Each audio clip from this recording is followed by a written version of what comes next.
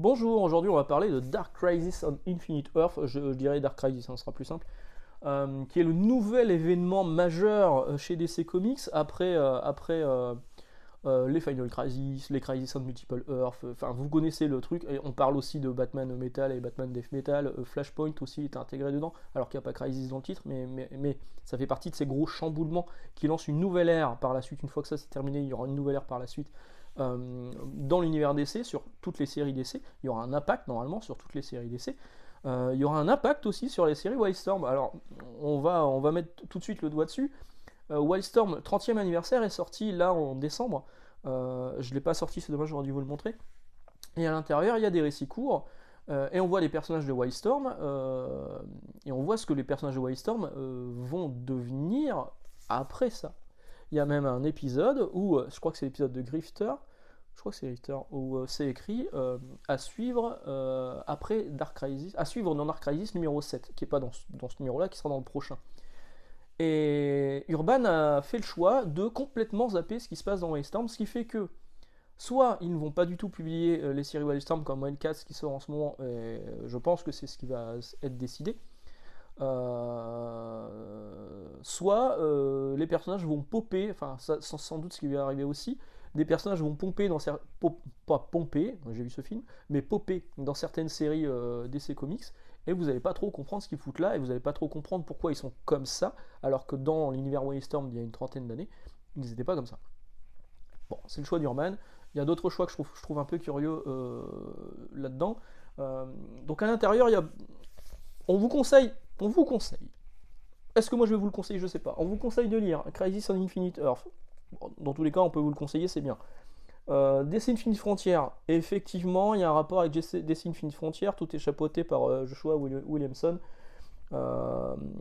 notamment sur le premier épisode qui ouvre le bal là-dedans, il y a un gros rapport avec DC Infinite Frontier. J'ajouterai moi également Batman Shadow War, également scénarisé par Joshua Williamson, et qui met en scène Deathstroke et qui met en scène aussi le changement de statu quo pour le personnage de Deathstroke, qui en plus a un rôle hyper important là-dedans. Donc là, il conseille différents titres, mais il ne conseille pas Shadow War. Je trouve ça curieux en fait.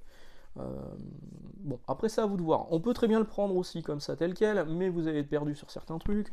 L'épisode qui ouvre le bal de ce numéro, c'est Justice League 75, qui est non pas scénarisé par Bendis comme les autres épisodes de la Justice League en ce moment aux États-Unis, enfin en ce moment. Vu que là il n'y a plus de Justice League, c'est juste le dernier épisode de la Justice League avec la fin de la Justice League, la mort des membres de la Justice League. Au tout début, premier épisode, c'est la mort de la Justice League. C'est annoncé comme tel, hein, c'est pas un spoil. C'est le premier épisode, il s'appelle. Alors il y a un prélude, voilà, il y a un prélude. Hop, hop, hop. Et le premier épisode.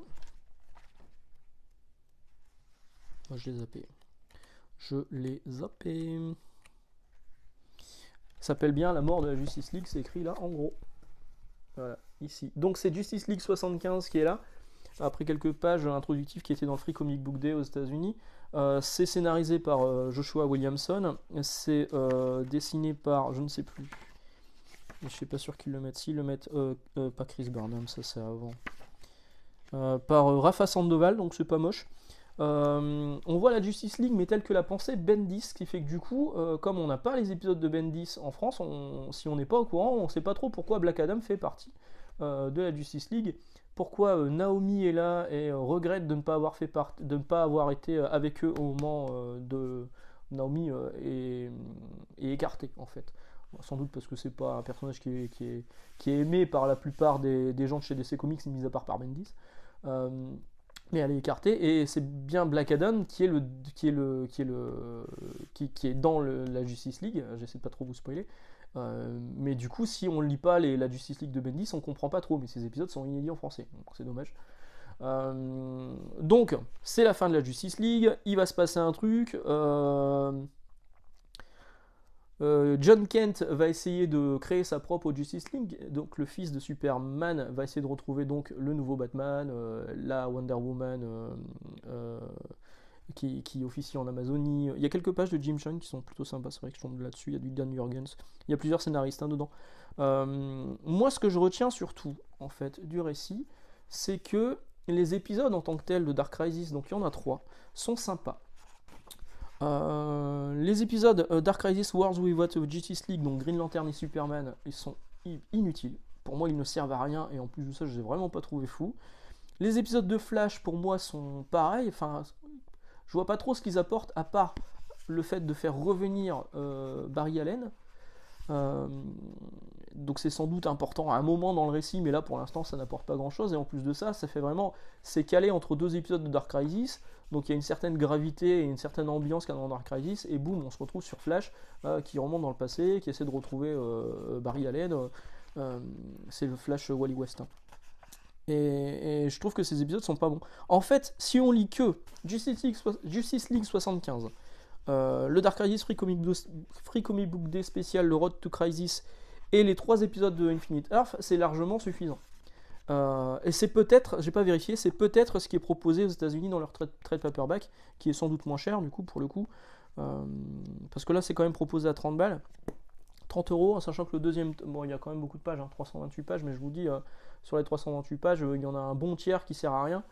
Un peu comme Panini quand on met les tie-in en faisant le forcing sur leur truc à 16 balles là, les tie-in servent en général pas à grand chose. Ben là j'ai trouvé que c'était un peu pareil. Le récit en tant que tel est sympa, alors que j'en attendais rien pour le coup, vraiment je vous avais dit dans la vidéo de dimanche dernier, j'espère avoir une bonne surprise parce que je le sens pas du tout. Finalement le Dark Crisis en tant que tel est plutôt sympa, plutôt bien raconté, plutôt bien dessiné. En plus là c'est Daniel Sampere qui fait un travail impeccable. Il y a des pages, je vais juste vous montrer la page de garde qui est une page intérieure qui a été reprise. Je trouve que cette page elle est magnifique, elle est très bien pensée, la compo est vraiment cool, enfin c'est très très bien.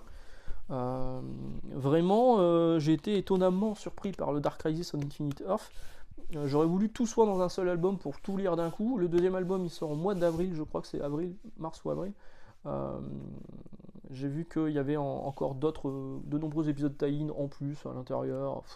Il y aura la fin du Dark Crisis, donc les épisodes 4 à 7, il y a 7 numéros je crois. Et puis des épisodes tie-in qui pour moi, à mon avis, apporteront pas grand chose au récit. Voilà, que vous dire de plus là-dessus? Là, ça va s'adresser aux gens qui ont l'habitude des crises chez DC Comics. Ça va s'adresser aux gens qui ont lu beaucoup de DC Comics. Là, si vous voulez démarrer DC Comics et que vous dites « Oh tiens, ça a l'air bien, c'est le premier volume, je vais le prendre », non, oubliez tout de suite. Prenez plutôt Batman Superman World's Finest dont je vous ai parlé mardi. Là vraiment c'est complètement ancré dans la continuité actuelle de DC Comics, et il y aura des graves conséquences sur tout l'univers de DC Comics par la suite et de Wildstorm. Donc voilà, un truc que je trouve malheureux aussi, c'est que je vous ai dit qu'il y avait pas mal de tie-in dedans, mais Urban a choisi certains tie-in et en a écarté d'autres, donc en fait tout n'est pas dedans, tout le récit. Il y a des complétistes qui veulent lire tout ce qui est en rapport avec Dark Crisis ou avec certaines séries. Je sais qu'il y a des gens qui achètent l'intégralité des Deluxe de Civil War, alors que franchement, il n'y a que la mini-série Civil War qui est sympa, et peut-être la série sur Wolverine. Tout le reste, ça sert à rien. Enfin, à mon avis, encore une fois, c'est que mon avis. Donc là, Urban a choisi de mettre certains tie-in dedans, mais par contre, si vous voulez lire Dark Crisis Young Justice, il y a quand même un moment où on parle de la Young Justice là-dedans, et on nous dit avoir Dark Crisis Young Justice dans Batman bimestriel 5. C'est-à-dire que ça sort même pas en librairie. Enfin si, nous on peut les avoir en librairie, mais je veux dire, les Batman bimestriels, c'est à vocation d'être publié en kiosque. C'est d'ailleurs pas du tout le même distributeur, c'est d'ailleurs une galère pas possible. Chez Urban, vous devriez passer vos Batman bimestriels également chez MDS. Pourquoi c'est chez Macassar? C'est chiant.